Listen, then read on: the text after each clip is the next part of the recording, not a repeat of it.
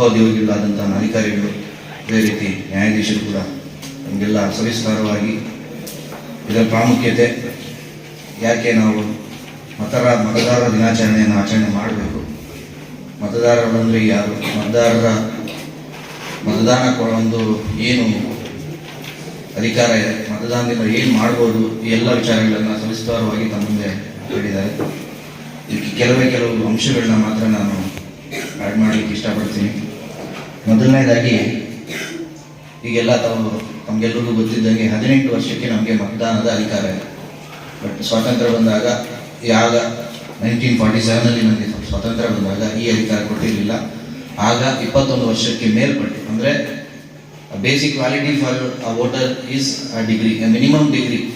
ಒಂದು ಡಿಗ್ರಿ ಮಾಡಿದರೆ ನಮ್ಮಲ್ಲಿ 3 ವರ್ಷಕ್ಕೆ ಡಿಗ್ರಿ ಕ್ಲೋಸ್ ಆಗುತ್ತೆ. ಅಂದರೆ 21 ವರ್ಷಕ್ಕೆ ನಿಮಗೆ ಒಂದು ಡಿಗ್ರಿ ಮಾಡಿದರೆ ಮಾತ್ರ ನಿಮಗೆ ವೋಟ್ ಮಾಡುವಂಥ ಅಧಿಕಾರ ಇತ್ತು. ಬಟ್ ಅದನ್ನು ಈಗ 1988ರಲ್ಲಿ 21 ವರ್ಷದಿಂದ 18 ವರ್ಷಕ್ಕೆ ಇಳಿಸೋದು. ಅದರ ಅರ್ಥ ಏನಂತಂದರೆ 18 ವರ್ಷಕ್ಕೆ ಒಂದು ಮತದಾನ ಮಾಡ್ಬೋದು, ಅಥವಾ ನಮ್ಮ ದೇಶನ ಆಳುವಂಥ, ನಮ್ಮನ್ನು ಗವರ್ನ್ ಮಾಡುವಂಥ ನಾಯಕರನ್ನ ಆಯ್ಕೆ ಮಾಡುವಂಥ ಒಂದು ಪ್ರಬುದ್ಧತೆ ನಮಗೆಲ್ಲ ಬಂದಿರುತ್ತೆ ಅಂತ ಒಂದು ಅಸ್ಯೂಮ್ ಮಾಡಿಕೊಂಡು ನಿಮಗೆಲ್ಲ ಕೊಟ್ಟಿದ್ದಾರೆ. ದಯವಿಟ್ಟು ಈ ಒಂದು ಅಸಂಪ್ಷನ್ನ ಹುಸಿ ಮಾಡಬೇಡಿ. ಎಲ್ಲರೂ ಕೂಡ ಆ ಪ್ರಬುದ್ಧತೆಯಿಂದ ನಡ್ಕೊಂಡು, ನಿಮಗೆ ನಮ್ಮ ನೆಚ್ಚಿನ ನಾಯಕರು ಅಂತಲ್ಲ, ಸಮಾಜಕ್ಕೆ ಯಾರು ನೆಚ್ಚಿನ ನಾಯಕರು, ಅಭಿವೃದ್ಧಿಗೆ ಯಾರು ಸಹಾಯ ಮಾಡ್ತಾರೆ, ಅಭಿವೃದ್ಧಿಯ ಒಂದು ಉದ್ದೇಶ ಇಟ್ಕೊಂಡಿರೋರು ಯಾರು, ನನಗೆ ಅನುಕೂಲ ಮಾಡಿಕೊಡೋದಲ್ಲ, ಸಮಾಜಕ್ಕೆ ಅನುಕೂಲ ಮಾಡಿಕೊಡುವಂಥ ನಾಯಕರು ಯಾರು ಅನ್ನೋದನ್ನ ಗಮನದಲ್ಲಿ ಇಟ್ಕೊಂಡು ನಾವೆಲ್ಲ ಈ ದಿನ ಮತದಾನ ಮಾಡಬೇಕಾಗಿದೆ. ಎರಡನೇ ವಿಚಾರ, ತಮ್ಗೆಲ್ಲರಿಗೂ ತಿಳಿದಿದ್ದಾಗೆ ಮಹಿಳೆಯರಿಗೆ ಮತದಾನದ ಹಕ್ಕು ಇರಲಿಲ್ಲ. 1789ರಲ್ಲಿ 1776ಅಲ್ಲಿ ಯುನೈಟೆಡ್ ಸ್ಟೇಟ್ಸ್ಗೆ ಸ್ವಾತಂತ್ರ್ಯ ತಗೊಂಡ್ರು. ಬಟ್ ಅವ್ರು ಕೊಟ್ಟಿದ್ದು ಕೂಡ ಮಹಿಳೆಯರಿಗೆ ಮತದಾನದ ಹಕ್ಕು 1920ಯಲ್ಲಿ.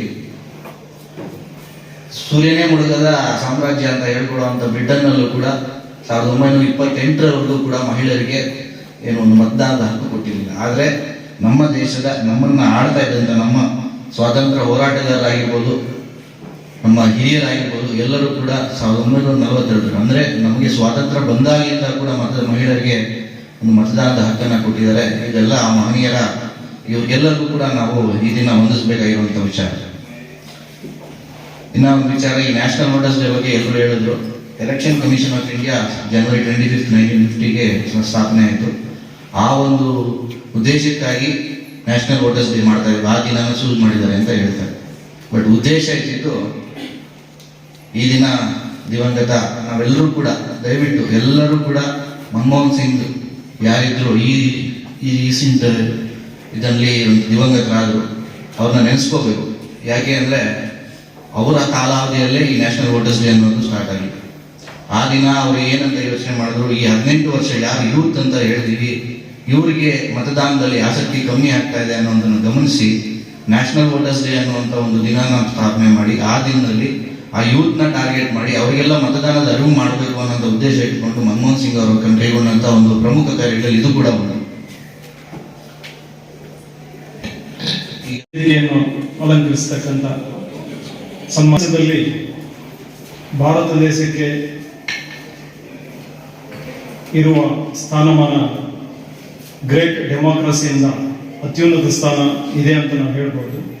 ಬಟ್ ಆದರೆ ಈ ಡೆಮಾಕ್ರಸಿಯನ್ನು, ವೋಟಿಂಗ್ ಪದ್ಧತಿಯನ್ನು, ವೋಟ್ ಹಾಕೋದನ್ನು ಎಷ್ಟು ಮಟ್ಟಿಗೆ ನಾವು ಉಪಯೋಗ ಮಾಡ್ಕೊಳ್ತಿದ್ದೀವಿ ಅನ್ನೋದು ನೀವೆಲ್ಲ ಎಜುಕೇಟೆಡ್ ಇದ್ದೀರಾ, ಆ ವಿವೇಚನೆ ನಿಮಗೆ ಬಿಟ್ಟಿದ್ದು.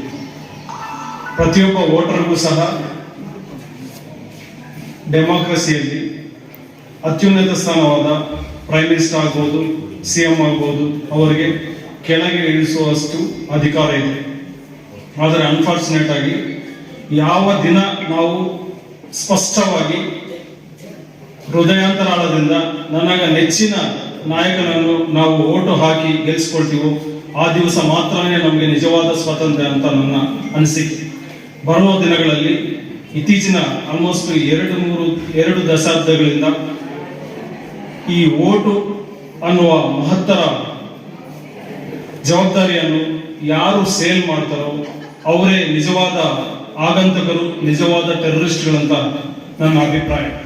ಯಾಕಂದ್ರೆ ಸ್ಥಾನಮಾನ ಪಡೆದಿದ್ದೀವಿ, ಕಾನ್ಸ್ಟಿಟ್ಯೂಷನ್ ನಮ್ಮ ಬಾಬಾ ಸಾಹೇಬ್ ಅಂಬೇಡ್ಕರ್ ಅವರು ಇಡೀ ವರ್ಲ್ಡ್ನಲ್ಲಿ ಮಾದರಿಯಾಗಿ ಕಾನ್ಸ್ಟಿಟ್ಯೂಷನ್ ಕೊಟ್ಟಿದ್ದಾರೆ. ಆದರೂ ಸಹ ನಾವು ಇತ್ತೀಚಿನ ದಿನಗಳಲ್ಲಿ ಬೇರೆ ಬೇರೆ ಪ್ರಲೋಭಗಳಿಗೆ ಈಡಾಗಿ ನಮ್ಮ ಅತ್ಯುನ್ನತವಾದ ಓಟನ್ನು ನಾವು ಕರೆಕ್ಟಾಗಿ ಫೇರ್ ಆಗಿ ಮಾಡದೆ ಮಾಡ್ಕೊಳ್ತಾ ಇದ್ವಿ. ಅದನ್ನ ನಾವಾದ್ರೂ ಅಟ್ಲೀಸ್ಟ್ ವಿದ್ಯಾರ್ಥಿ ಲೋಕ ಏನಾದರೂ ಮನಸ್ಸು ಮಾಡಿದ್ರೆ ಒಂದು ಪ್ರಚಂಡ ರೆವಲ್ಯೂಷನ್ ತರ್ಬೋದು. ಅದು ನಿಮ್ಮ ಕೈಯಲ್ಲಿದೆ. ನಂಬರ್ 1, ನೀವು ನಿಮ್ಮ ಮನೆಯವರು ಹಿತೈಷಿಗಳು ನಿಷ್ಪಕ್ಷಪಾತವಾಗಿ